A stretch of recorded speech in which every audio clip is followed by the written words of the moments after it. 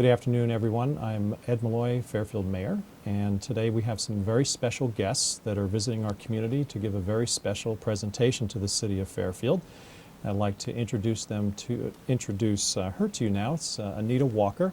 Anita is Director of the Iowa Department of Cultural Affairs. And Anita has been to our community so many times in the last 2 years. I'm beginning to think that she lives somewhere outside of town, maybe Batavia or Agency or something like that. But really honored to have Anita in town again, honored to be receiving this Cultural District Award. And Anita has been here with her Iowa Arts Council Board of Directors. She's co-sponsored the Artpreneurs Boot Camp. She's been down here for presentations on great places, so she's very familiar with Fairfield, and we're happy to have you again as our guest. Thanks, Anita. Also with us today is Deborah Williamson. Deb is the Executive Director for our newly formed Creative Fairfield Alliance. This is the organization that is going to be an umbrella organization for all of our cultural entities within the community of Fairfield, old and new. And they played a very prominent role in putting together the application for the cultural district. So, Deborah, congratulations to you and all the work that you did on this to get Fairfield this designation and this award. And we really appreciate your efforts, and we know it's only beginning. So let's talk a little bit about the cultural district designation. Anita, would you give us a little background? I know it's a relatively new program. And yes, in fact, Iowa is only the second state in the country to have state-certified cultural districts. Right. We launched the program a year ago. The legislature had passed legislation enabling us to do this in the first Values Fund that you may recall.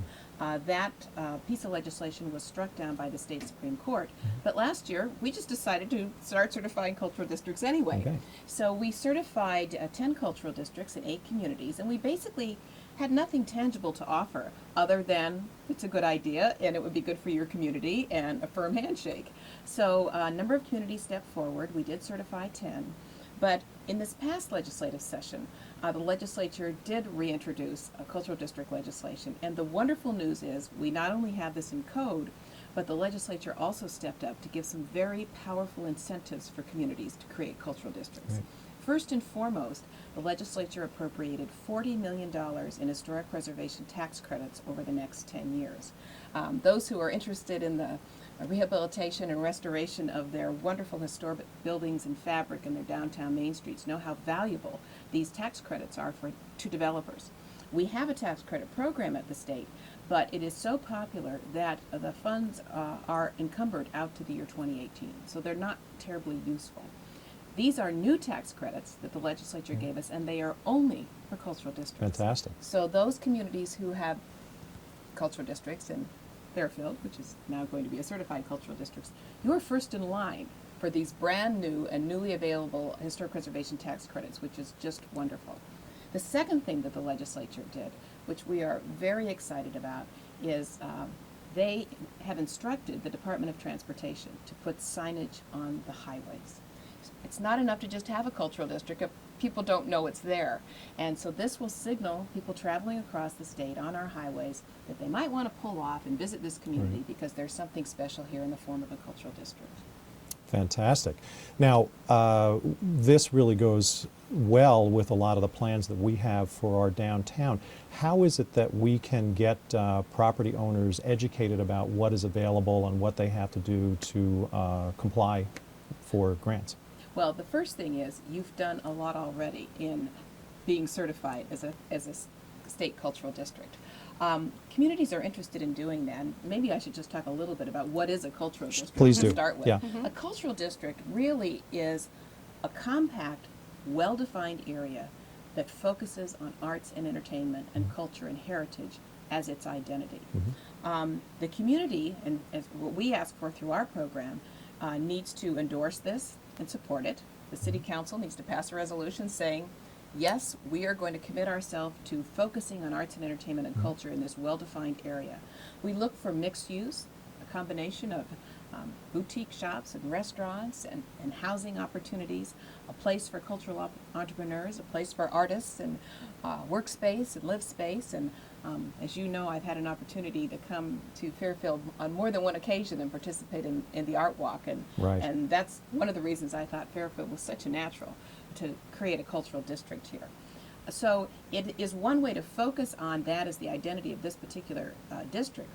We know from experience across the country in communities that have designated cultural districts that it attracts business development, it attracts people, and it also helps keep people in your community. Property values go up within cultural districts, tax collections increase within cultural districts, and business development in terms of entrepreneurial type businesses increase within cultural districts. Also, the presence of a cultural district helps the development of other businesses outside the district in the community. You want to attract and keep talented, innovative people, and they want to live in a place that's thriving and lively and has a rich cultural identity around it, and that's one of the things cultural districts do. They're a really big part of a marketing effort by a community. To be able to say that we have a cultural district, a named cultural district. We'll be presenting you a signage today that you can market in town, in addition to the signage that will be on the highway that the Department of Transportation will be providing. It's really a great way for you to market this community. Great. Yeah, we are excited about it. We were really thrilled to get this. We felt that we really had earned it in a way because we have been doing a lot of those kinds of activities to encourage that development in our downtown. The organizations that have come up very spontaneously, new organizations within the last 3 or 4 years, have been very inspiring and have really engaged themselves in a really significant way and changed the complexion of our downtown. Deborah, I wanted to ask you to talk a little bit about the formation of the Fairfield Cultural Alliance and some of those organizations that are part of it now. The Creative Fairfield Alliance was a loosely formed organization in early spring, and it sort of changed hands. It went through a couple of transfusions of people, but since our community is so rich with entrepreneurs and entrepreneurs, we had an abundance to choose from. And it was really the application for designation as a cultural district that drove us to make it a more formal entity and to incorporate and to establish our board. So we've just been delighted to have this reason, this excuse to really make more concrete our vision and really look forward to carrying out the duties of managing the cultural district for the community. This community is so deserving and so ready for this that it's really very fulfilling for me and for the folks I work with, very personally fulfilling. Well, I will say, since you are the one who put the effort into the application, this is not an easy application process. Yeah. In fact, we designed it to be very, very difficult. And if it seemed like a lot of hard work, the reason is because when we say to the public, when the state says and puts up a sign, this is a cultural district, we do not want the public to be disappointed. We want them to enter this district and know they're there and know that they're someplace special. Not every community that applied for certification received certification. Right.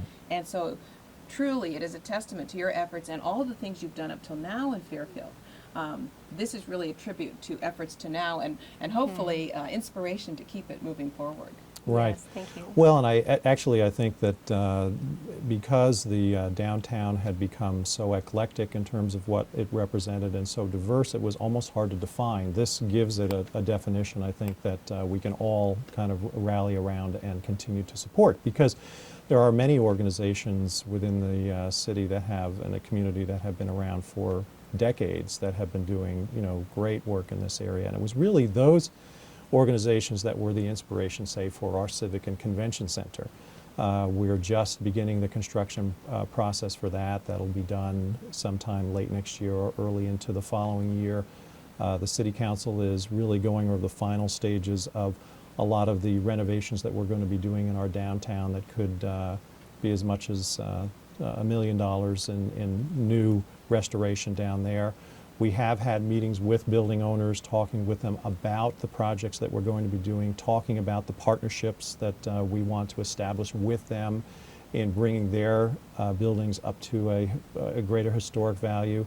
Obviously, the Jefferson County Courthouse has gone through some wonderful restoration, and there are plans for more there as well. So there's really a great collaboration going on in Fairfield, and I think we will be able to maximize this.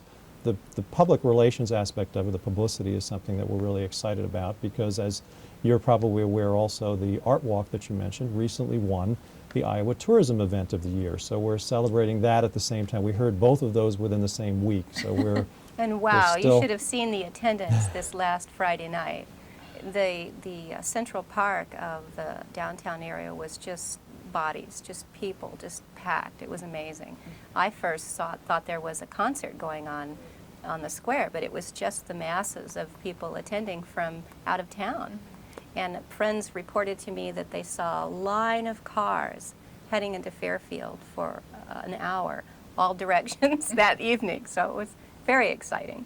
Well, the other thing that the Art Walk to me is a good example of, and that a cultural district is a good example of, is it is a predictable destination. You regularly hold the Art Walk, so people know if they come on the Friday evening that they will find something fun to do. They will find people. People are looking for other people. They want there to be a bit of a crowd, so they really feel like they're part of something. And cultural districts are also a predictable place. As I was traveling across the state yesterday with Lieutenant Governor, we visited 9 districts in 6 communities, and it got to be about lunchtime, and all I could think was, well, I'm so glad I'm going to a cultural district, because I know there'll be a good place to eat that we locally own and locally operated and locally prepared. So those are the kinds of things that both visitors and residents can count on in a cultural district. And you know, it does challenge us too, because as much as we appreciate that we have this great event once a month, we realize that the the attraction that spills over beyond that Friday, and there are people be visiting your community in between throughout the month. So we want to have more that reflects what it is that we do on that first Friday's Art Walk in the town on a regular basis. So this will challenge us to maybe get more artists in residence, get more permanent galleries and places where art is for sale. Obviously, you know, the restaurants are well established here, and there's always room for more. So And encouraging the we think there's a lot restaurants to to build stay on. open more in the evening, and encouraging boutiques to open in the cultural district. All of that, I think, I could see happening within, you know, the next couple of years. Very exciting. In the first year of the program, how have you seen other communities utilize this designation to boost what it is that they do in their downtowns? Well, you actually kind of talked about it a little bit. First of all, it gave sort of a structure to something that was either organically happening, or a couple of people in the community were sort of pushing on their own. So because of the fact that the cultural district designation requires that somebody take on a leadership role in the community, that the city council you know, pass a resolution endorsing it, gives community structure in a frame within which to work to help move their efforts forward. So that's one thing. Last year when we designated the districts, we really didn't have, as I mentioned, anything in hand. We didn't have any incentives. This year, of course, the biggie is the historic preservation tax credits. But as we move forward and work with the legislature in the coming year, we want to explore some other tools and incentives for communities to use as they try to develop their cultural districts. Some of the examples of things that others, Maryland is the only other state, by the way, which has state certified cultural districts. There are municipal certified cultural districts across the country, and there are certain incentives that cities can offer, but there's other things that only a state can offer. And some of the things that we're thinking about at least exploring, and they did run up the flagpole last year, at least for a trial balloon, the concept of income tax subtraction for artists or artist entrepreneurs who live and work and earn their living within the cultural district, that they would have sort of a tax benefit to having done that. That's a tool to attract artists and new artists to come and live and work and make their living within a cultural district. So those kinds of tools and incentives to help our cultural districts attract those so important and all important artists who are really sort of the energy and fuel for the development of these districts. Absolutely. Anita, I know there are other benefits to being part of a cultural district that are available possibly through other state agencies in grant form. How would that work?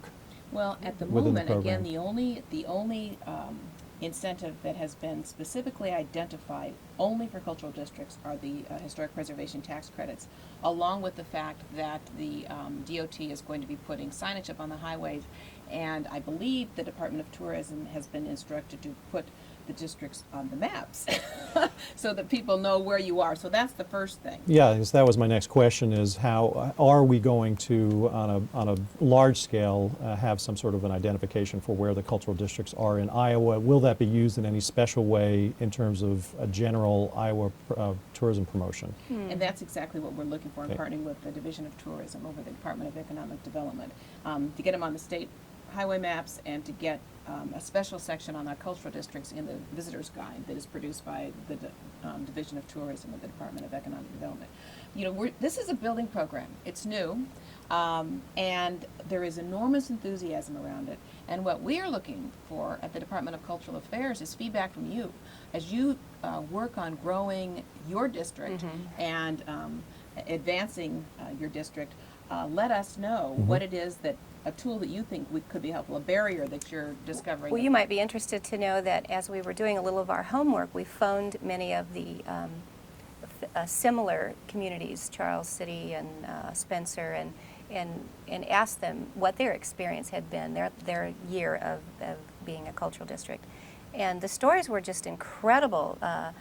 Their expectations were exceeded. For example, there was a story of I don't remember if it was a restaurant or some other, it was a retail operation that moved into the cultural district, and its retail business or its revenue doubled just overnight, just moving into the cultural district. And you know, the market didn't really change, but it was just the being a part of the cultural district, the synergy that afforded them, and so that was very exciting to hear that. And so community after community was giving us really wonderful positive feedback, which was very helpful when we were trying to really meet the deadline with the application. It gave us that added energy. I think really one of the things that the cultural district demonstrates is the power of collaboration. You get a group like-minded together who are all focused on advancing arts and culture, and the opportunities for collaborative marketing, collaborative events, bringing people together. And we saw this in a different way even in this particular round of applications. The case in point is Waterloo, which is one that we certified this year. And this is a community that has felt torn for a long time. It's divided by a river, and it's also somewhat ethnically divided, with the African American community living in a distinct part of the area. And so they brought all of this together within a cultural district, linking together their new African American Museum, the Grout Museum, and the Waterloo Center for the Arts. And for the first time, they feel like a whole community, and the cultural district was able to do that. And I've heard that more than once on our tour this year about how communities felt like for the first time they were now able to work together, and the power of that collaboration is really going to give a lot more energy to the success of their district. Great. I might recommend, now that you're starting to gather more cultural districts as the program evolves and you're going into finishing your second year, going into your third, that maybe you have a competition annually to recognize the most progressive cultural district, or the one that has made most progress towards its goals. And maybe you would need to ask some of the communities, what is it now that they have this designation that they hope to accomplish in the next 5 years, and maybe have a friendly competition within the state to see what kind of progress is being made, so that we don't all sit on our laurels with our new designation. I think that's a great suggestion. Yeah. Plus, it would help us beginners perhaps learn from those who have gone before us and see how they've managed, and it gives us that statewide collaboration that's going to help all of us. Well, we've talked about bringing the districts together once a year. Mm-hmm. All of so just to network and talk That'd to be each great. other and learn from your successes and steal some good ideas. Very good. We could meet here. Very good. Well, Anita and Deborah, thank you very much for your time today. You know, we're going to head over to a luncheon right now and receive our award, so we're anxious to do that. But I wanted to, again, Anita, thank you very much for your support of Fairfield and for being here with us today. Thank you. And thank all of our FPAC viewers for joining us today, and please stay tuned for our awards luncheon.